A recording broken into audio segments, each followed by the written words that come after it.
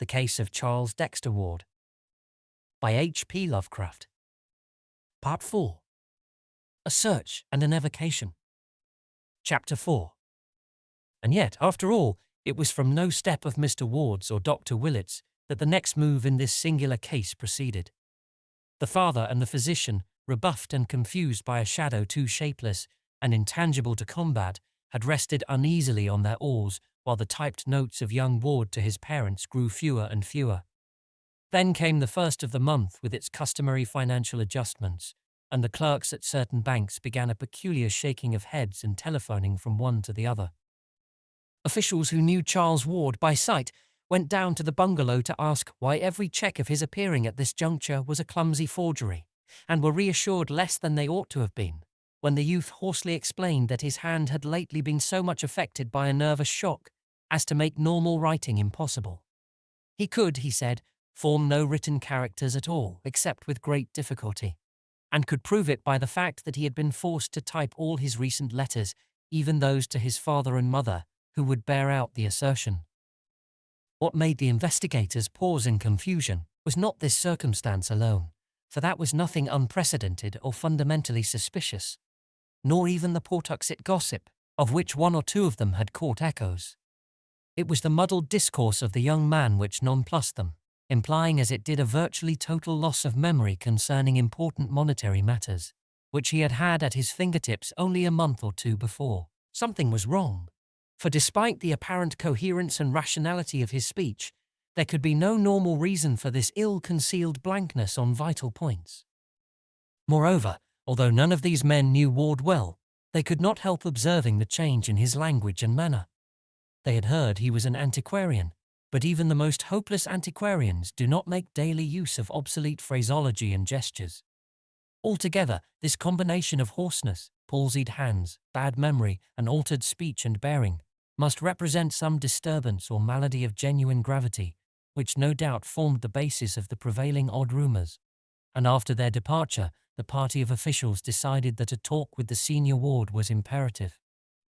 So on the 6th of March 1928, there was a long and serious conference in Mr. Ward's office, after which the utterly bewildered father summoned Dr. Willett in a kind of helpless resignation. Willett looked over the strained and awkward signatures of the checks and compared them in his mind with the penmanship of that last frantic note.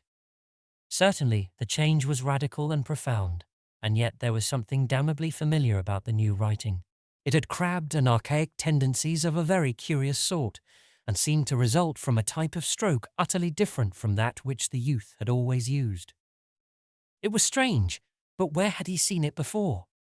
On the whole, it was obvious that Charles was insane. Of that there could be no doubt, and since it appeared unlikely that he could handle his property or continue to deal with the outside world much longer, something must quickly be done toward his oversight and possible cure. It was then that the alienists were called in, Doctors Peck and Waite of Providence and Dr. Lyman of Boston, to whom Mr. Ward and Dr. Willett gave the most exhaustive possible history of the case, and who conferred at length in the now unused library of their young patient, examining what books and papers of his were left in order to gain some further notion of his habitual mental cast. After scanning this material and examining the ominous note to Willett, they all agreed that Charles Ward's studies had been enough to unseat, or at least to warp any ordinary intellect, and wished most heartily that they could see his more intimate volumes and documents. But this latter they knew they could do, if at all, only after a scene at the bungalow itself.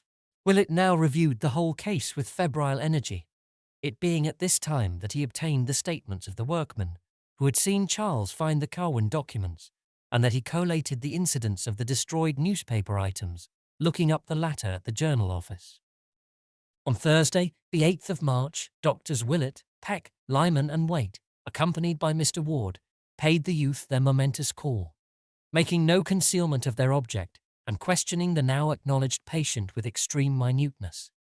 Charles, though he was inordinately long in answering the summons, and was still redolent of strange and noxious laboratory odors, when he did finally make his agitated appearance, proved a far from recalcitrant subject, and admitted freely that his memory and balance had suffered somewhat from close application to abstruse studies.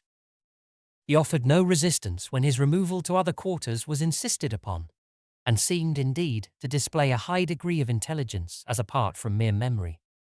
His conduct would have sent his interviewers away in bafflement, had not the persistently archaic trend of his speech and unmistakable replacement of modern by ancient ideas in his consciousness marked him out as one definitely removed from the normal. Of his work, he would say no more to the group of doctors than he had formerly said to his family and to Dr. Willett, and his frantic note of the previous month he dismissed as mere nerves and hysteria. He insisted that this shadowy bungalow possessed no library or laboratory beyond the visible ones, and waxed abstruse in explaining the absence from the house of such odors as now saturated all his clothing. Neighborhood gossip he attributed to nothing more than the cheap inventiveness of baffled curiosity. Of the whereabouts of Dr. Allen, he said he did not feel at liberty to speak definitely, but assured his inquisitors that the bearded and spectacled man would return when needed. In paying off the stolid brother, who resisted all questioning by the visitors, and in closing the bungalow which still seemed to hold such nighted secrets, Ward showed no sign of nervousness save a barely noticed tendency to pause as though listening for something very faint. He was apparently animated by a calmly philosophic resignation, as if his removal were the merest transient incident, which would cause the least trouble if facilitated and disposed of once and for all. It was clear that he trusted to his obviously unimpaired keenness of absolute mentality to overcome all the embarrassments into which his twisted memory, his lost voice and handwriting, and his secretive and eccentric behavior had led him. His mother, it was agreed, was not to be told of the change, his father supplying typed notes in his name. Ward was taken to the restfully and picturesquely situated private hospital, maintained by Dr. Waite on Connecticut Island in the Bay, and subjected to the closest scrutiny and questioning by all the physicians connected with the case. It was then that the physical oddities were noticed: the slackened metabolism, the altered skin, and the disproportionate neural reactions. Dr. Willett was the most perturbed of the various examiners, for he had attended Ward all his life and could appreciate with terrible keenness the extent of his physical disorganization. Even the familiar olive mark on his hip was gone, while on his chest was a great black mole or cicatrice which had never been there before, and which made Willett wonder whether the youth had ever submitted to any of the witch markings reputed to be inflicted at certain unwholesome nocturnal meetings in wild and lonely places. The doctor could not keep his mind off a certain transcribed witch trial record from Salem, which Charles had shewn him in the old non-secretive days, and which read: Mr. G.B. on that night put ye divil his mark upon Bridget S., Jonathan A., Simon O., Deliverance W., Joseph C., Susan P., Mehitable C., and Deborah B. Ward's face, too, troubled him horribly, till at length he suddenly discovered why he was horrified.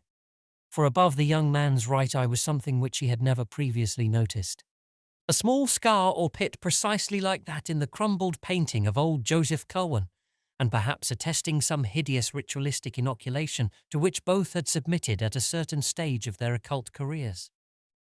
While Ward himself was puzzling all the doctors at the hospital, a very strict watch was kept on all mail addressed either to him or to Dr. Allen, which Mr. Ward had ordered delivered at the family home.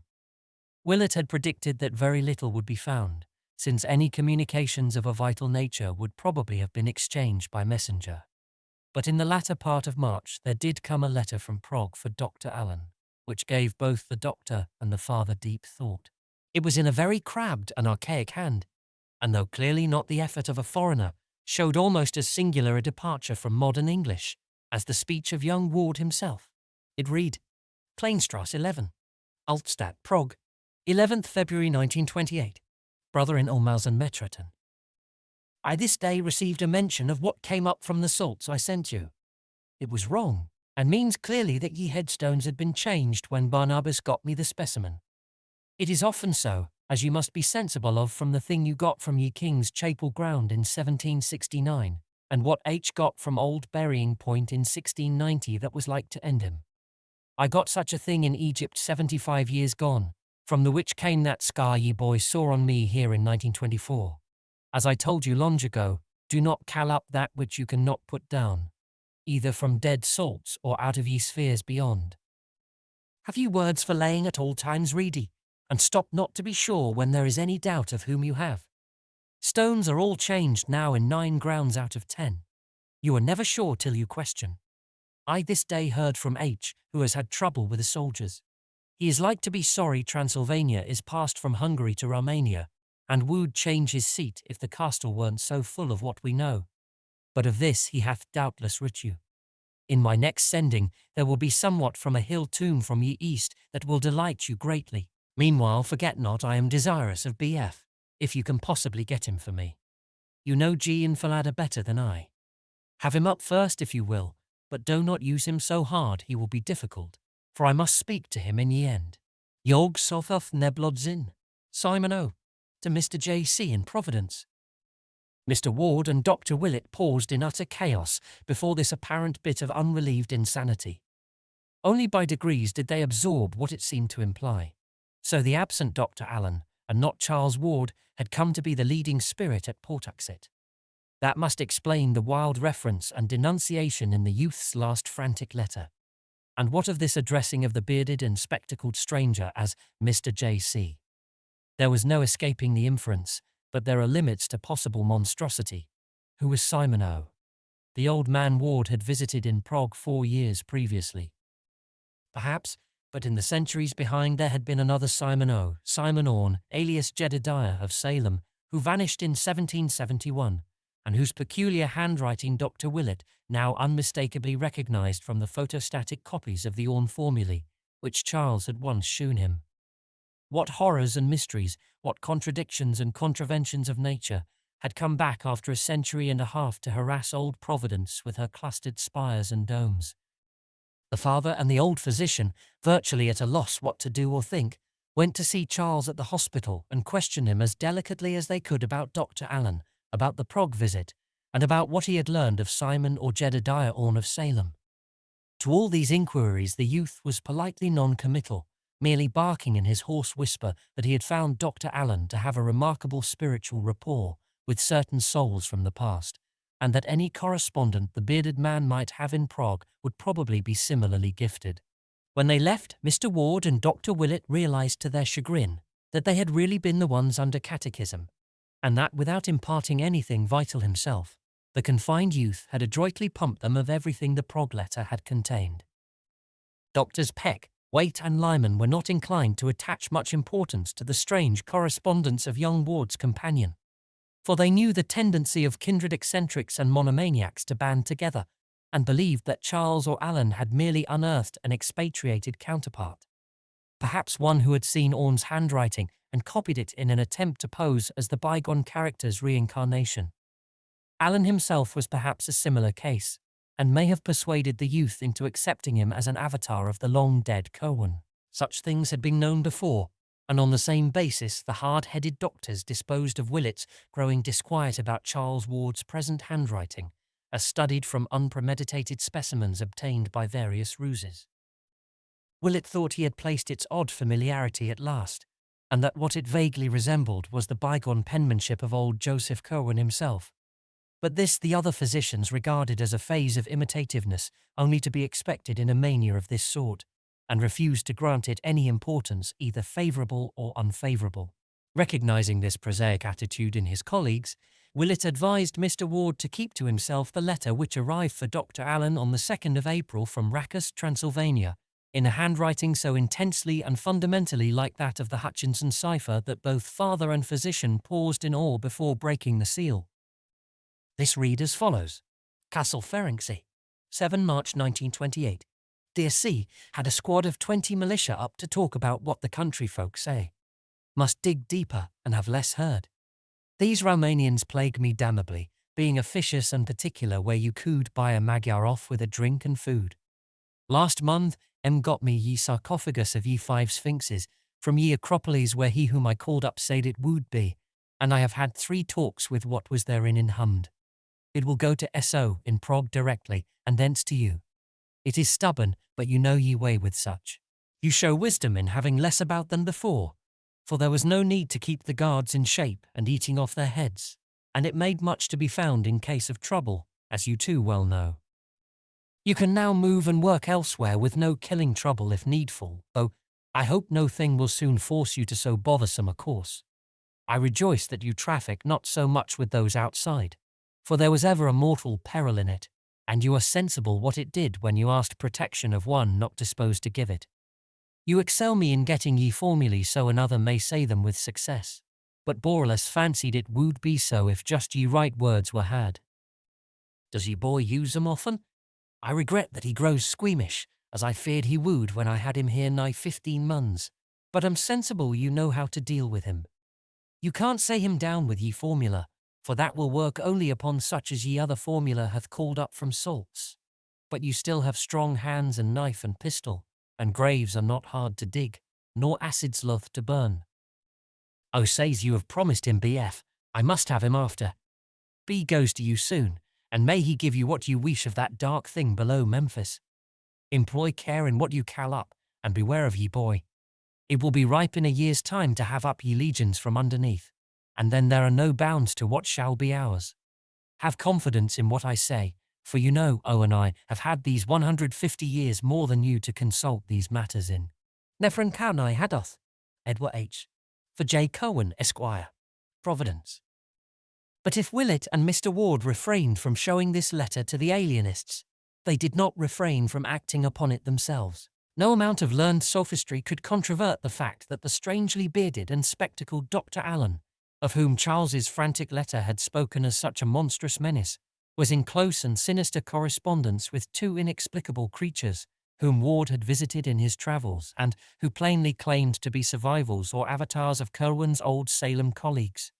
That he was regarding himself as the reincarnation of Joseph Kerwin, and that he entertained, or was at least advised to entertain, murderous designs against a boy who could scarcely be other than Charles Ward. There was organized horror afoot, and no matter who had started it, the missing Allen was by this time at the bottom of it. Therefore, thanking heaven that Charles was now safe in the hospital, Mr. Ward lost no time in engaging detectives to learn all they could of the cryptic bearded doctor, finding whence he had come and what Pawtuxet knew of him, and if possible discovering his current whereabouts. Supplying the men with one of the bungalow keys which Charles yielded up, he urged them to explore Allen's vacant room, which had been identified when the patient's belongings had been packed, obtaining what clues they could from any effects he might have left about. Mr. Ward talked with the detectives in his son's old library, and they felt a marked relief when they left it at last, for there seemed to hover about the place a vague aura of evil. Perhaps it was what they had heard of the infamous old wizard, whose picture had once stared from the panelled over-mantel, and perhaps it was something different and irrelevant. But in any case, they all half sensed an intangible miasma, which centred in that carven vestige of an older dwelling, and which at times almost rose to the intensity of a material emanation.